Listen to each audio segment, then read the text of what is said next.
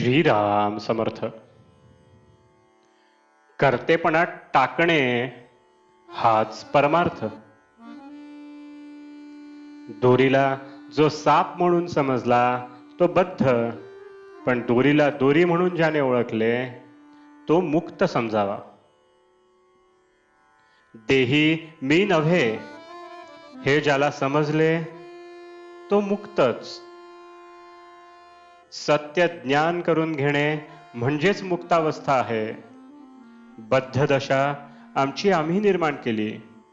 काळजी, तळमळ आणि दुःख ही बद्धपणाची लक्षणे होत, तर कोणत्याही परिस्थितीत आनंदात राहणे हे मुक्तपणाचे लक्षण आहे. जागे होणे म्हणजे मुक्त दशेला येणे आहे. माझे माझ्या जवळच आहे, पण ते ठाऊक नाहीसे झाले आहे. भगवंताला विसरल्याने मी देही असे म्हणू लागलो. देह तर माझ्या ताब्यात नाही, तेव्हा मी देही नाही हे सिद्ध झाले.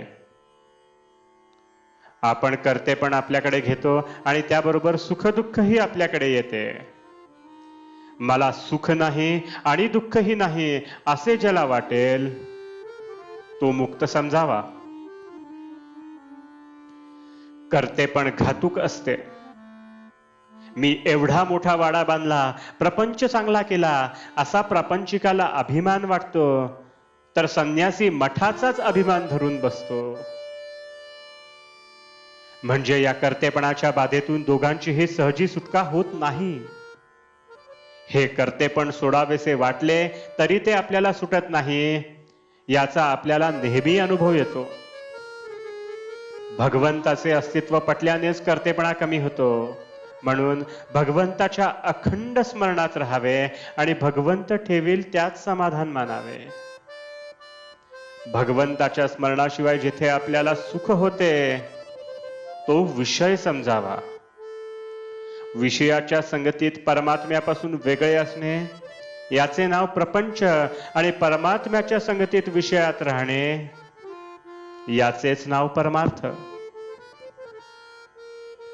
फळाची अपेक्षा ठेवून आपण जी कृती करतो ते कर्म होय, पण फळाची अपेक्षा न ठेवता आपण जे कर्म करतो ते कर्तव्य ठरते. आणि असे कर्तव्य भगवंताच्या स्मरणात करीत राहणे हाच परमार्थ.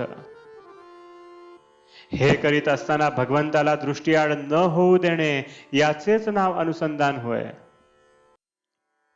समजा आपण एखादे चांगले पुस्तक वाचित बसलो आहोत, इतक्यात आपल्या पायाला एक मुंगी चावली. त्याची जाणीव आपल्याला कशी चटकन होते. ती जाणीव जर सर्व शरीरभर व्यापून असते, त्याचप्रमाणे भगवंताच्या अनुसंधानाने प्रपंचाला व्यापून ठेवले पाहिजे. प्रपंचातला कोणताही उद्योग करताना अनुसंधान टिकवावे. अनुसंधानाचा अभ्यास करावा.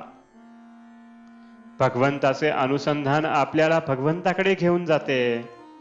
मी अनुसंधान टिकवीन असा मनाचा निश्चय करावा.